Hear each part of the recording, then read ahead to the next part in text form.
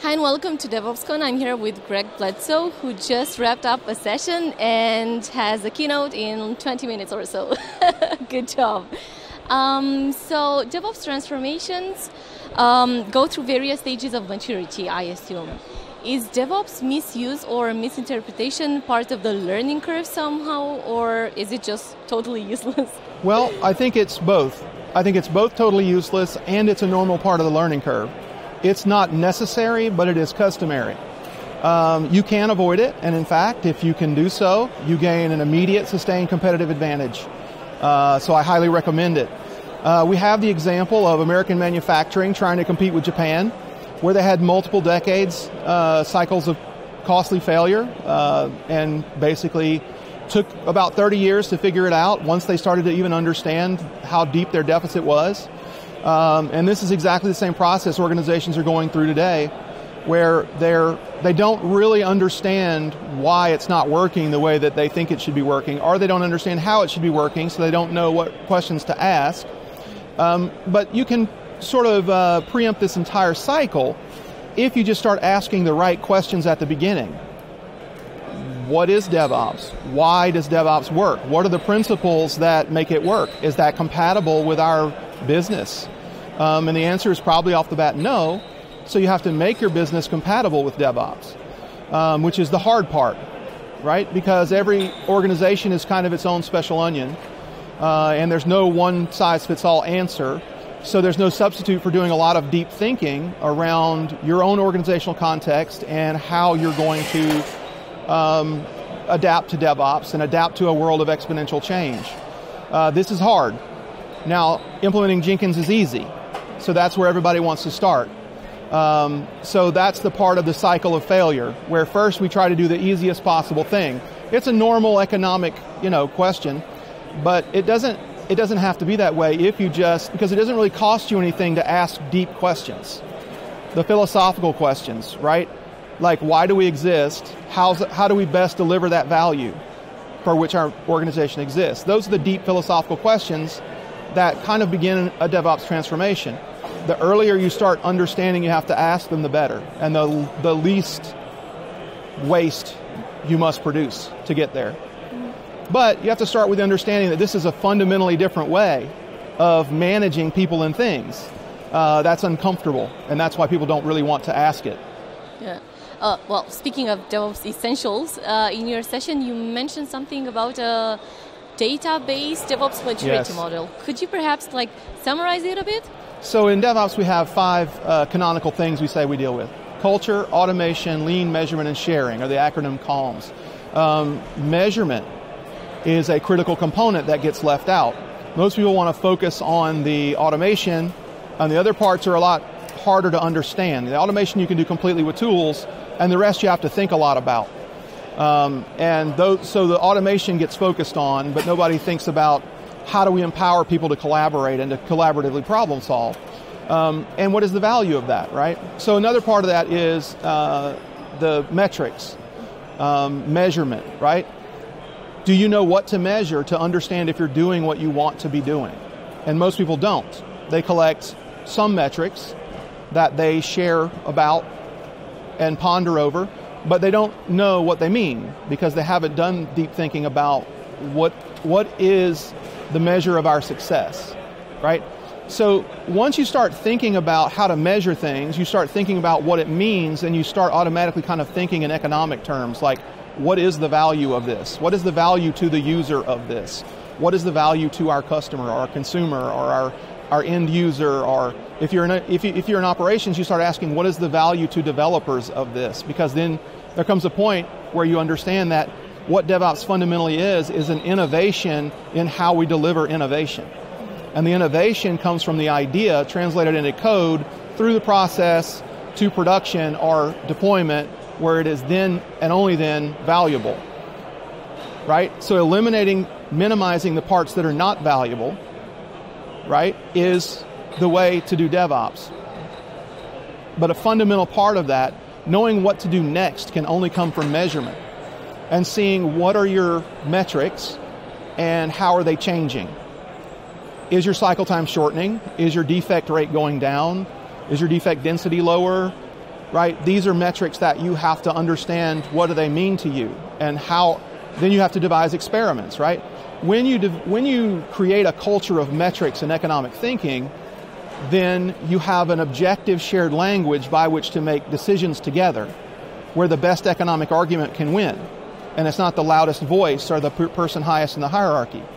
We may not be able to agree on a solution or what the solution is, but we can agree on an experiment to tell us what the solution is, but that has to be done based on data, because that's the only objective language that we can share, right?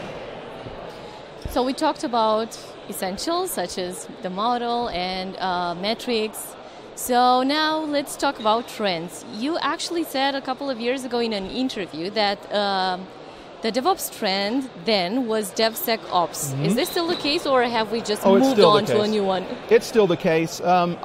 So the term DevSecOps, I think, should be subsumed into DevOps, because what DevSecOps really is us expanding the width of our collaboration further and not forgetting that security is a thing.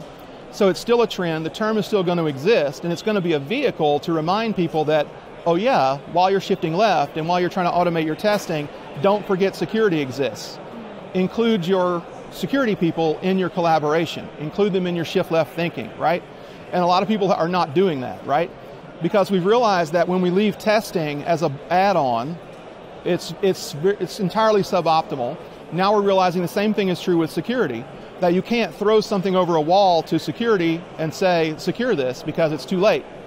Your insecurity is already baked in because you weren't thinking about it at the start, right? So that's really what DevSecOps is. DevSecOps is good maturing DevOps. It's kind of the next phase after people get kind of a good baseline of automation and collaboration. Now they say, oh yeah, we got to get security in here. So it's kind of a next step. So it's still a trend, it's going to remain a trend, but it probably in the next 2 years or so, people are going to start to realize that all that really is good maturing DevOps where you don't forget security exists. But should we make security first mindset a part of DevOps? I mean, should this be like a prerequisite or something? Yes. Good. Because it's too expensive not to. Yeah. Right? It's brand damage, literal loss of money through lawsuits and fines, right? The EU's very serious about this. If you don't properly secure user data, it's going to be very costly. So you can't afford to not have a security-first mindset. It's pretty much necessary. You have to start developing your holistic defense in-depth strategy, right? But now that you lay that on top of a shift-left mentality, it's a natural fit, right? Because now your developers and your security team and your operations team are all perspective sharing, which is now the security team is able to actually influence the level of awareness around these issues. I mean, so the fundamental question about this is, why does SQL injection still exist, right? We've known that SQL injection was a thing for 20 years or more, and yet people are still producing applications every day that include SQL injection vulnerabilities, where if you had the security guy in the room and your developers were more aware, then someone would say, oh, this is an opportunity for SQL injection, we should probably make sure we account for that, right? If we had good maturing DevOps, or DevSecOps, or security shifted left, we could totally eliminate most of the common vulnerabilities that people are struggling with, right? We need good comprehensive vulnerability management for our open source components like the Struts framework that hit Equifax, right? But these are the questions we have to be asking, right? And people haven't been traditionally, because a survey of CEOs found that they, like most of them, 60% or so, thought security was someone else's responsibility. So it's not a security culture, right? And culture goes from the top down. If the CEO doesn't care about security, no one's going to be rewarded or punished for security except someone in a security silo, which doesn't work. Fundamentally, that doesn't work. So we're slowly catching up and realize this thinking incorporates into every area of the business. That's good to know. One problem solved. And last but not least, Simon Wardley said at last year's DevOpsCon that in around 10 years, DevOps will probably experience a midlife crisis. Mm-hmm. Do you agree with him, and why, if not? I have mixed feelings about that. I'm not sure about the time frame. That could be exactly right. I'm not entirely sure. What I would say is DevOps is, in one sense, already in its midlife crisis. And in one sense says it has yet to get into its midlife crisis because people are trying to implement DevOps who don't really understand what DevOps fundamentally is. Right? They don't understand why it works. It's kind of a buzzword. And you need to stop and back up and figure out what it is you hope to achieve. Right? Because what you will achieve in pursuing DevOps maturity is often very different but far more valuable than what you thought you wanted to achieve. But this again goes back to thinking deeply about what is the mission of your organization and how do you best deliver that, right? Getting everyone to buy into that mission and to feel ownership over the process of delivering that value.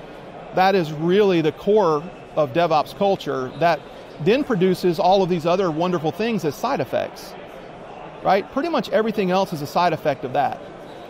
And then the wrong way to do it is to try to copy process examples because that's exactly how American manufacturing failed. They tried to copy the processing examples, but they didn't know what to copy because they didn't actually know what was special about it and why it worked. So that's a kind of a long way around to say, I'm not sure about that. I think we may already be in it. And I also think that the term DevOps may go away because we're approaching a point where all IT is becoming DevOps, or no ops, or some form of DevOps, right? So if you really understand that DevOps is just lean software delivery, reorganizing IT around business value, pretty soon it's going to be obvious everybody has to do that.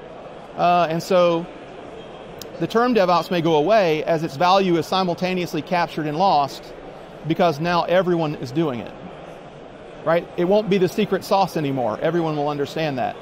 And people will implement it poorly or well, and that will be the differentiator, but we may not even call it DevOps.